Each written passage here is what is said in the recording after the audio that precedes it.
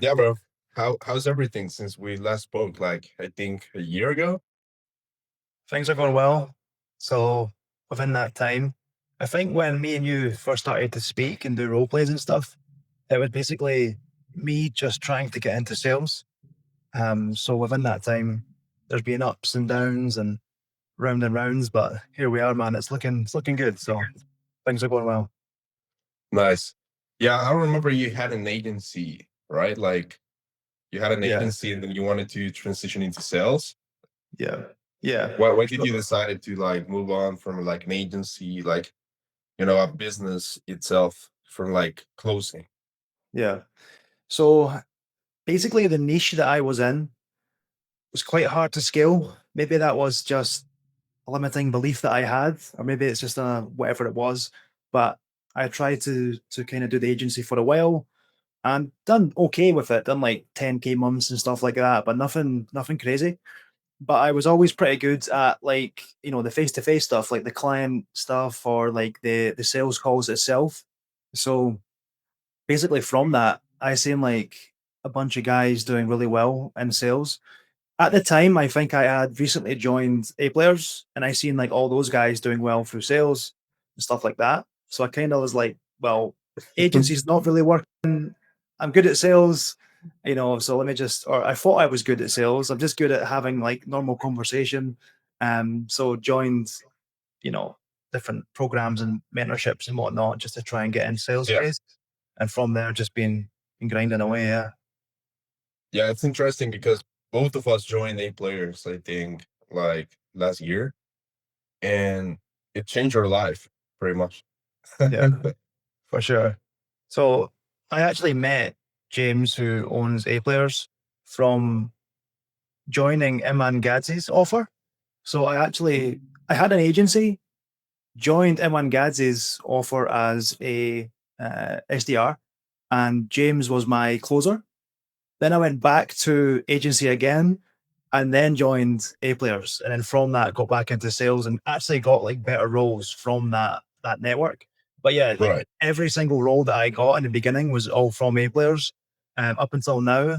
But yeah, that was huge for pushing the needle forward was joining A Players for sure.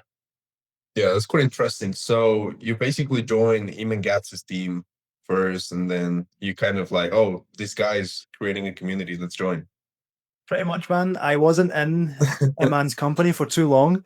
But I met James because the whole team was pretty much, Americans or wherever. There was no like Scottish, Irish, even too many English guys. I don't think. Right. Definitely not in my like team.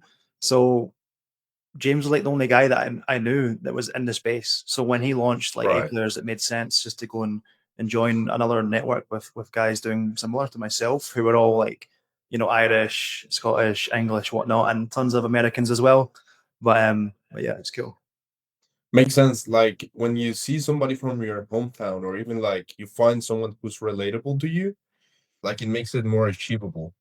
Like, Yeah, oh, I might as well try, right? yeah, 100%.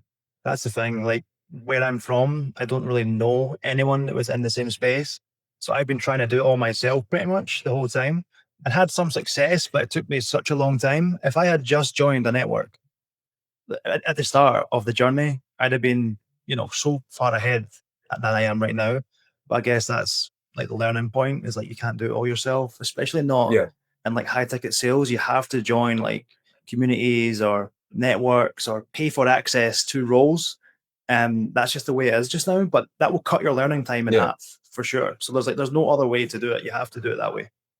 100%. And I mean, like when you say that, you gotta pay, I guess, for access. I feel like that's so important because nowadays the best roles that you will find in the market, it's not like they are being promoted. Yeah. Like they never promote themselves. Yeah. Like they just choose the A players. Yeah. Like the A player closers that are actually very good. Like, oh, do you want to come and work for my offer? Yeah. That's how it happens for me, but I guess that's how it happens for you as well. Now, it gets to a point where it's like it's only a limited amount of players, Yeah. right? Small fix, a small pond. It's a small Yeah. pond, and yeah, these roles don't you don't get access to them unless you're in, good communities or you've had good training and stuff like that. Um, Right. you don't find these jobs on LinkedIn or Indeed or anything like that. So, like, if you're Yeah. not in the know, then you won't get these. Exactly. And for you, like, did you invest it into mentorships? Like, what did you do? Yeah, Besides A players, of course. yeah, the very first one. So I was an electrician up until I was like 21, 22, or something like that. So left school at 16, jumped into, construction work, was an electrician, done that for a long time, and then eventually was like, this isn't it. I need to do something else. So as you do, I was watching Eman Gadzi, funnily enough, on YouTube and watching guys like that. And again, I knew like no one, and I'm a little bit older as well, so I don't really I didn't understand the space. So Hmm. I paid for Eman Gadzi's program at the time, which was uh, agency something. But I joined that, which was like 1,500. But at the time, I quit my job, bought the program, and had like 2 months worth of living expenses. I still stayed with my mum at the time, so it was okay there. But I had like 2 months to get a client pretty much. So Right. and I, luckily enough, the guy was a laydown, but I jumped on my first ever sales call. I didn't even turn the camera on. I jumped on in my bedroom at the time in my mum's house, went on the Zoom meeting and pitched this guy. Didn't do discovery, didn't do nothing, just jumped on the call. Here's what we'll do, here's the price. And that was it. It's like price dropped, it went silent. And the guy was like, okay, let me think about it or whatever. And I was like, okay, well, that didn't go well. There's no way he'll become a client. And maybe 2 hours later, he emailed me back to say, okay, let's do it. So luckily enough, somehow I got a client. And then from there, like kept going down the agency route and got a few more clients and was doing pay per lead and all this stuff, like performance basis, Yeah. and done okay. But I realized that I just didn't know what I know now in order to scale that business. And I thought sales would be the better route. So I kind of went off track there. What was the question again? No, that's good because like you're talking about your story, but like also, did you invest it into mentorships Yeah. like So besides A yeah, players? yeah. So the agency one in the beginning, and I've joined a bunch of different, like networking groups and paid my way for different access to like education or training and communities and networks and that sort of thing. So I've done a few now, and I do plan on joining like someone else's high ticket sales like mentorship program before the end of the year as well, and put a good chunk of investment into further education. I believe I need to do it. So that's something I want to do before the end of the year. Sounds good. Yeah. Sounds good. And I feel like that's something we all do. Like we're consistently investing into ourselves.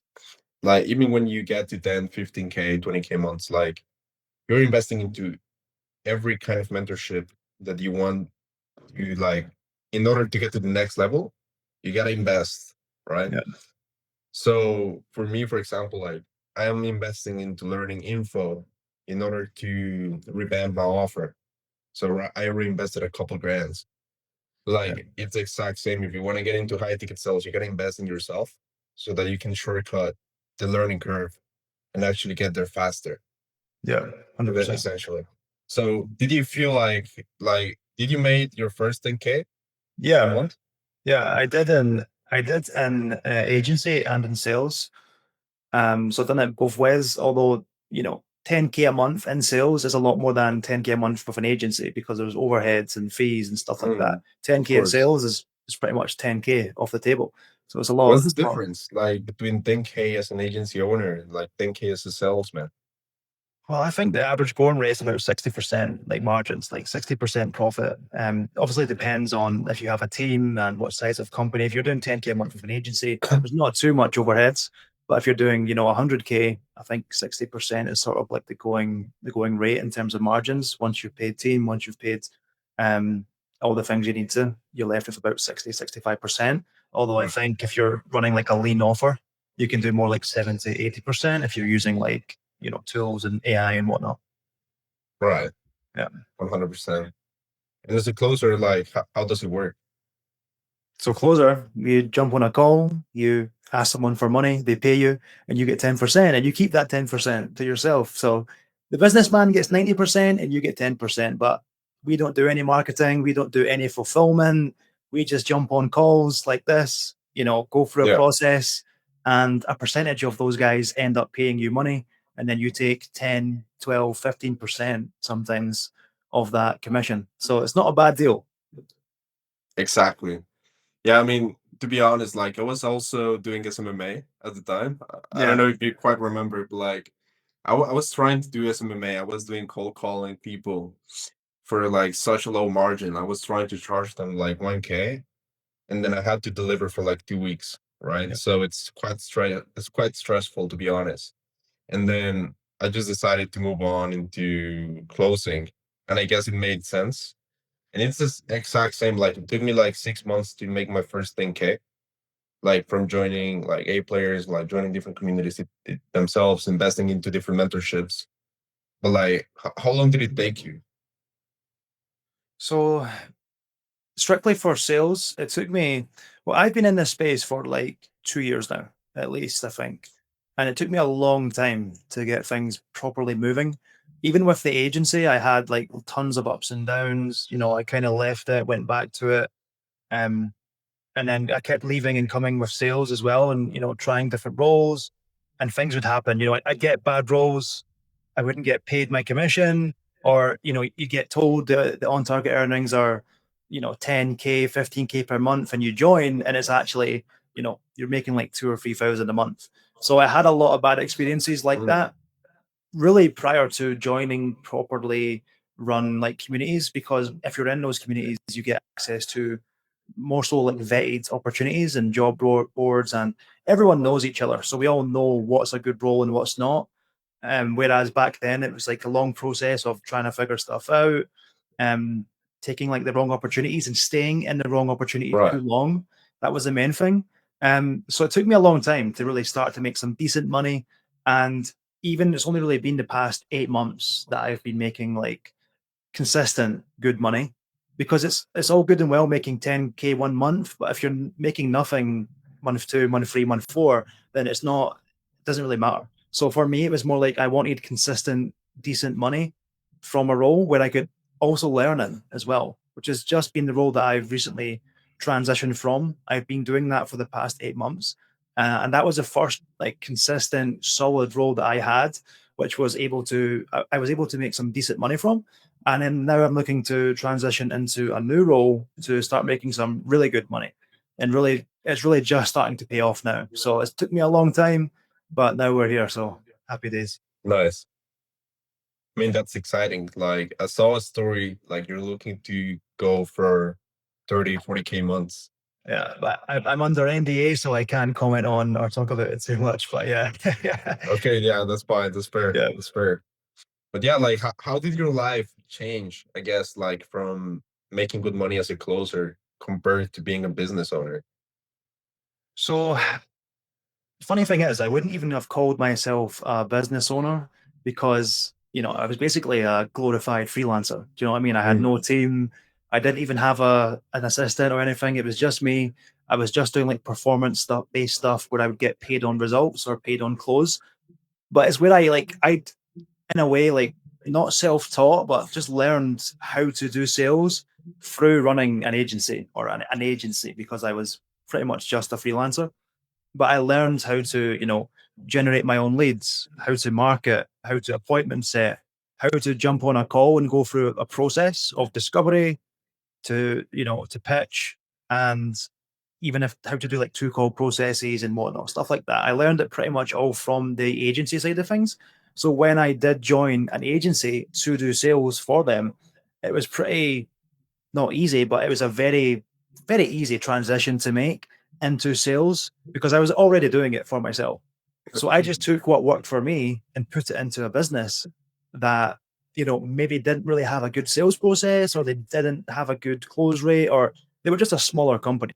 So I took that and joined them, and pretty much from the get go with my sales career, I done well. Like I just really done well from the start. I just didn't have like a big enough role where I could come in and make like tons of money. It was more just like smaller agencies or smaller Right. companies where you're capped towards how many calls you can even take. You're capped at like what you can sell and stuff like that. So now it's just I'm at the point where I'm joining good companies because I have uh, proven myself pretty much over the Right. years. Yeah, But I guess like in terms of lifestyle, when you're a business owner, like you're stressing over like managing a couple clients same time. yeah, Like as a closer, you're just hopping calls and yeah. you can The be best worry thing free. is, yeah, that's the main thing I didn't like was um like not client fulfillment because I always did fulfill, but more so the client relationships.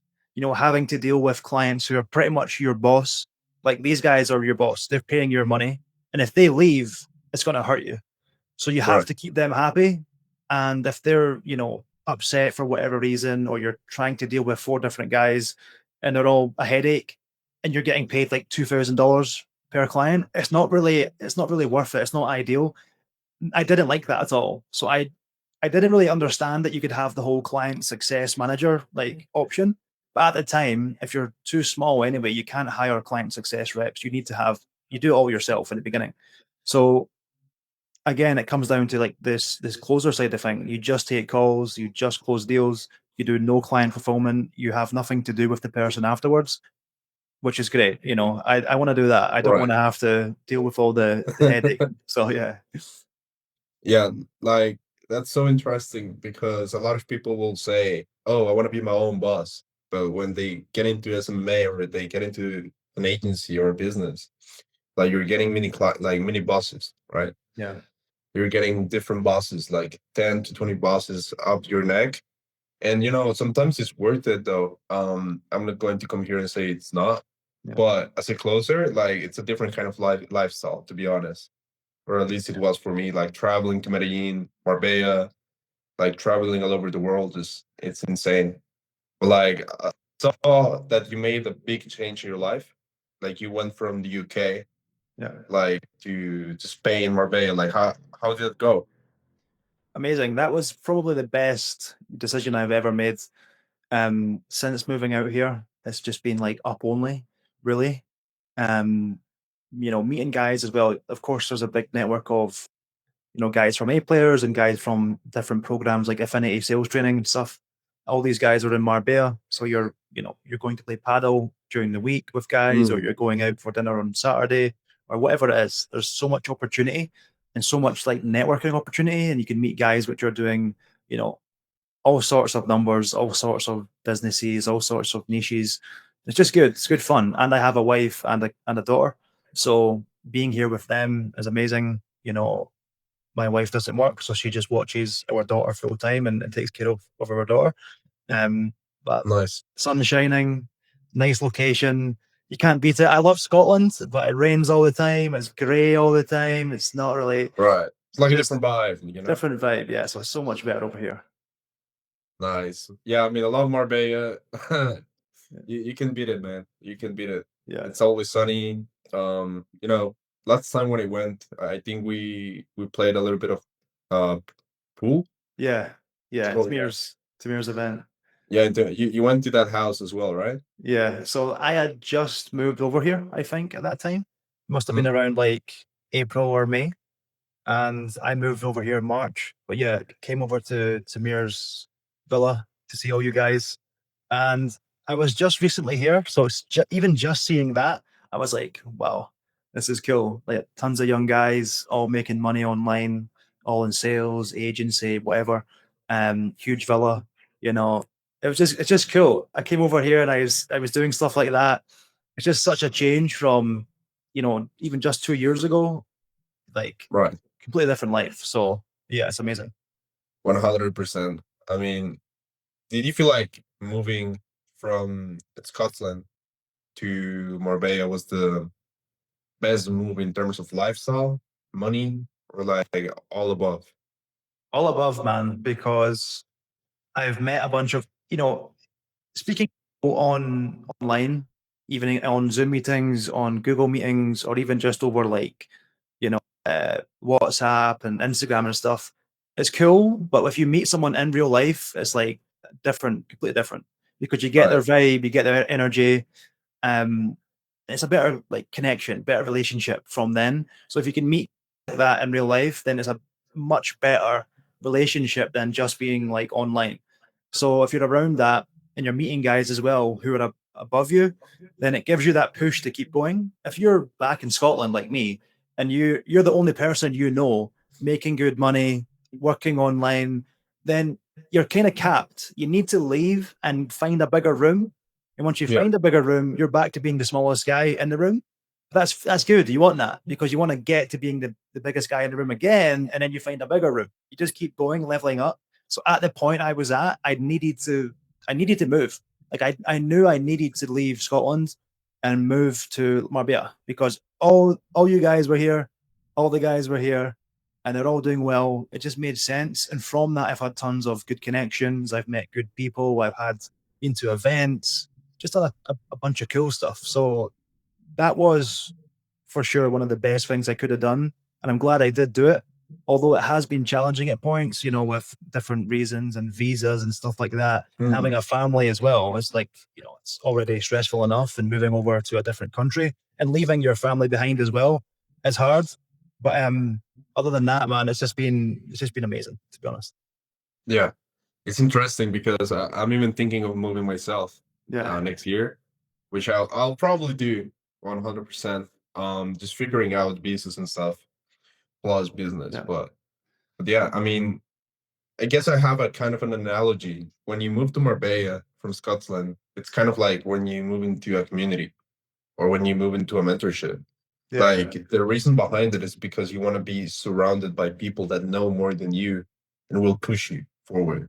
Yeah. So I guess like if somebody's watching this and you actually want to start that first step, I guess it's surrounding yourself with people, even online. Like start surrounding yourself, start asking for advice. Like nobody will charge you, like just for a friendly advice, like, oh, where can I get started, right? But like you gotta take that initiative, I guess. Like what will you say to somebody just getting started, like maybe from the UK, maybe from the US, like they are just watching this, but like they want to know like what is their first step? Yeah. Funny thing is, my friend from back home was just with me for a week last week. And he asked me the same question. He said, "What would you tell me if you could go back and like start all over again? What would you tell me now, knowing what you know now, so you could like shortcut the time that it takes?" And I was like we were talking about, man, is like invest. You have to go and find good communities or good networks, good opportunities, and then pay for access to that information and that those connections and that network. And that will shortcut everything in half, but at least by half. So I said, there's 2 or 3 groups I would recommend. You go and spend a few grand, and it may seem like a bunch to put down up front for opportunities, but over the long run, it's opportunity cost. Do you know what I Right. mean? It's more about like you'd lose more over the long term plus your time than if you were just to take some money, pay someone for information or access to people and network and opportunity and learn from someone who's done it before. That's just the best way to do it. There's no other way, or it's going to take you a long time. So you just need to, bite the bullet, I suppose, and just join something like this or something like I just mentioned, access to information, access to network opportunity. Um, so when I told him that, I kind of pinpointed the roadmap I would take. And I know for sure you could go from like 0 to 10K a month in 6 months or something like that. If not 10K, good enough. Do you know what I mean? Like you could do good enough Yeah. in that time if you just do the right things in the right order. But I guess you do need to go through the process and learn these things over time. But you Yeah. could definitely cut the time in half for sure. Exactly. Yeah, man.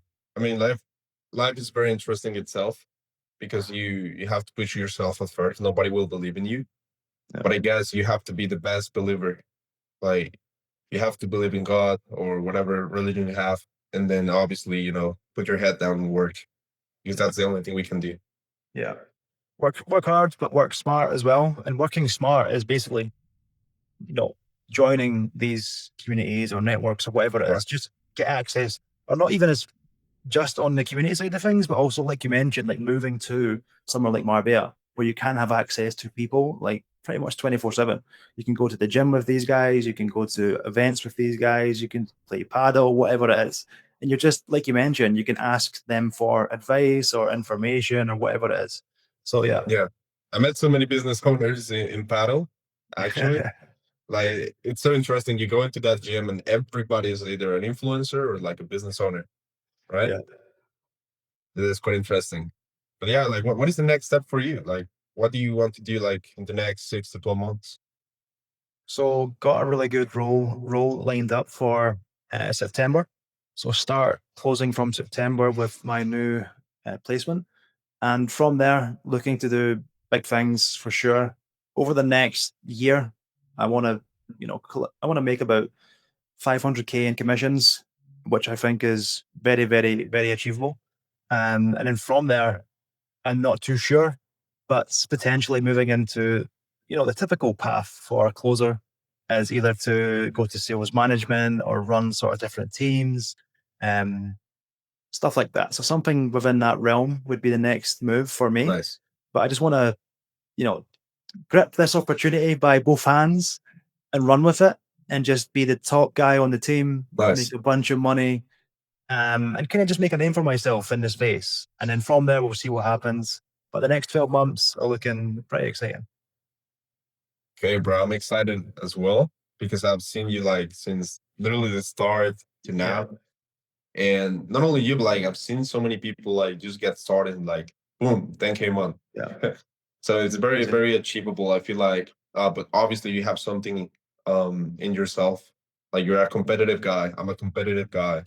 And I feel like everybody watching this, like whether you're an introvert, an extrovert, like it doesn't matter. Like if you're competitive, you're going to make the work, Yeah. I guess. Very true. Very true. I could tell you a funny story. Even though I kind of see myself as like an introvert and an extrovert. Like sometimes I want to speak to people, sometimes I don't. But I always enjoy meeting new people and speaking to people for the first time and learning about them. I'm just really interested in life in general. So it comes across in conversation. I want to understand like where they're from, what do they do, what do they like. So it transfers to sales very naturally. But at the same time, I had a huge mental block about taking Zoom calls in the beginning. I don't know why, but I used to have to take shots of whiskey before I would jump on a Mm, sales call because I was so nervous. I couldn't control yeah, myself. So I was like, how can I chill out before this call? So I used to literally drink a shot of whiskey before I jumped on a sales call because I just had some sort of mental block around speaking to business owners, which is strange. But eventually we got past that, and now we're on to bigger and better things. But that's true. Like I did not right. see myself as becoming a salesperson. I did not see that at all. I just kind of had to do it through necessity. It was more so like the obstacle is the way, and I just had to make it work, and I did make it work. But yeah, funny story. Yeah, same man. I had to do like 10 push-ups Yeah. and slap my face to get into my first sales call. So Even with so yeah. I used to do a lot of cold calling, and before cold calling, that was just the worst. Oh, The cold calling is brutal, man. oh, number one thing was just like you just have to do it. Don't think about it too much. The longer you Yeah. think about it, the worse it will get. It's just pick up the phone, start fucking dialing. You're onto the money. Yes, sir. Alrighty. So I guess that's it for today. Very interesting podcast here. If anybody want to connect with Cameron as well, his Instagram is in the bio. So yeah. But what do you have to say to somebody just getting started? Just do it, man. Like it's not as far away as you think it is. You know, a year's not a long time. It looks like it from a distance, but it's not. Like if you put your head down for a year, do the right things, just work on the right things, work smart, get access to the right people, the right information, then a year's not a long time. And in a year's time, your life could be completely different for sure. I'm just some dude from, Scotland and some little shitty town no one's ever heard of, was an electrician, had to drink shots of whiskey to jump on a sales call. And now I'm not a millionaire, but I'm doing okay. And I'm on my way to bigger and better things for sure. But it's very achievable. Online stuff is real. So yeah, it's been a pleasure speaking to yourself though, Miguel. So hope to come back in 6 months or 12 months time and I'm making a shit ton more money. Making big bang. Bye. Alrighty. Cheers, man. Take care.